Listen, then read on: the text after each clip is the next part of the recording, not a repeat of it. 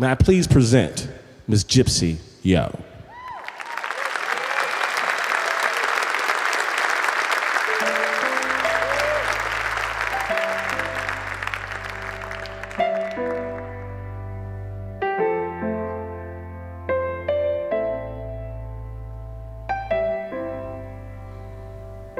The summer of my 16th birthday, my best friend Magdalena and I made a pact.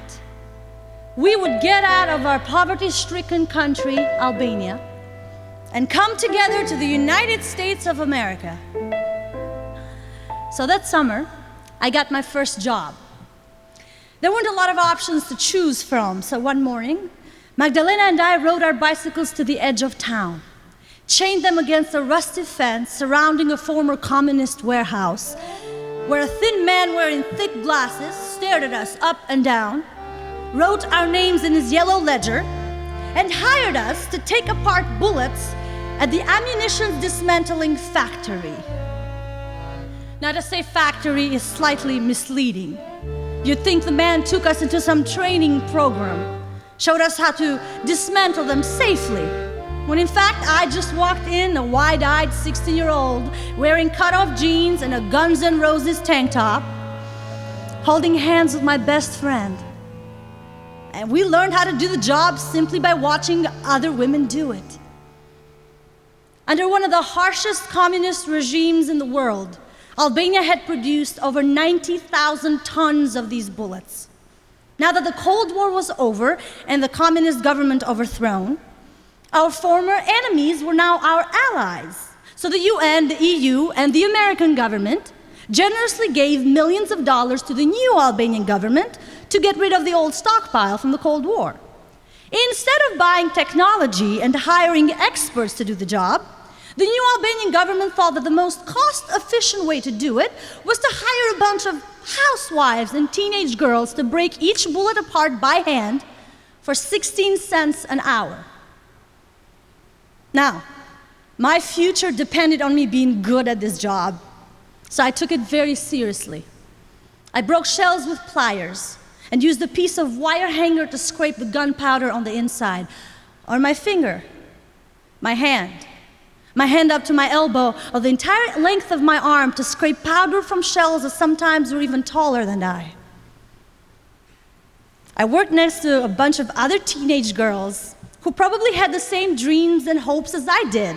Sassy, beautiful, quirky girls. Among them all, the most beautiful one was my best friend, Magdalena. In another life, she could have been a movie star in this town. To me, her most striking feature were her milky white hands. Even though she worked with gunpowder all day long, her nails were perfectly done, painted red every evening. Halfway through the summer, the job changed. We were dismantling less, and now the man ordered us to repackage the old bullets inside new boxes. Rumor had it the Albanian government was now selling the old ammunition in the black market, even though it had been paid millions of dollars to destroy it. So I lined them up, 15 in a box like tubes of lipstick, and they went inside crates that at the end of the day went inside the belly of a dark, unmarked airplane parked in the field behind the warehouse. The loading of that airplane was our favorite time of the day. At the end of the shift, us teenage girls would try to clean up the best we could from gunpowder and sweat and sit on the back dock, pretending to eat leftover lunches or smoke cigarettes, all the while smiling and stealing glances from the teenage boys hired to load in the crates in the airplane. During those golden afternoons filled with flirtation and hope, not once did we stop to think, what's the final destination of this airplane? The purpose hidden in those crates. Instead, we just spoke of first kisses, visa applications, the senior year approaching. I never once stopped to ask myself what these things that I packed up so efficiently would do to somebody else's life. I was just a kid among other kids, and this job was just a means to an end.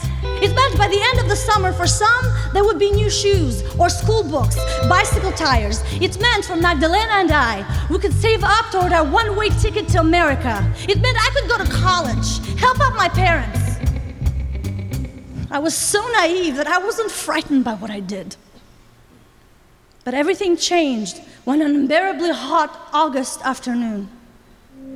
The atmosphere in the warehouse had gradually deteriorated with the passing of summer. Temperatures would easily rise above 100 degrees. Human beings and stockpile alike crowded the warehouse. It seemed whichever way I turned, I bumped into another sweaty body or a mountain of hot metal. 10 minutes before lunch break, Rita backed up from her station, carrying a heavy box, open box full of 9mm bullets. Her thin frame started to cave in under the weight.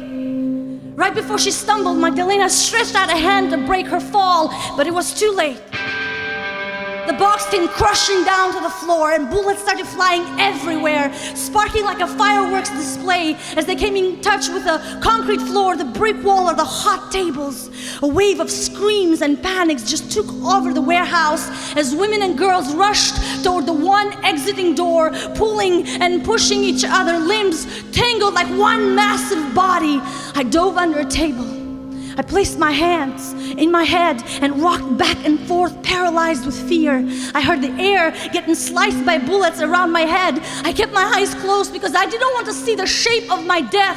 I prayed it would be quick and clean. I cried out, "Magdalena!" She never answered back. I could hear screaming and sobbing. I was in such shock. I couldn't tell if I was the one doing it.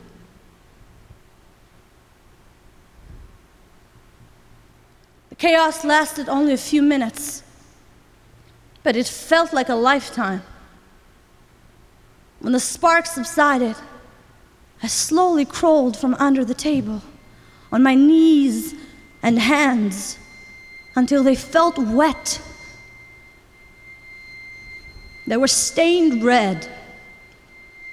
Right in front of me on the concrete floor, I saw two milky white fingers with ruby red nails stained in blood, and next to them, Magdalena, kneeling, pale as a ghost, maimed hand wrapped inside her skirt. "Help me. Help me. Help me put them back on," she said.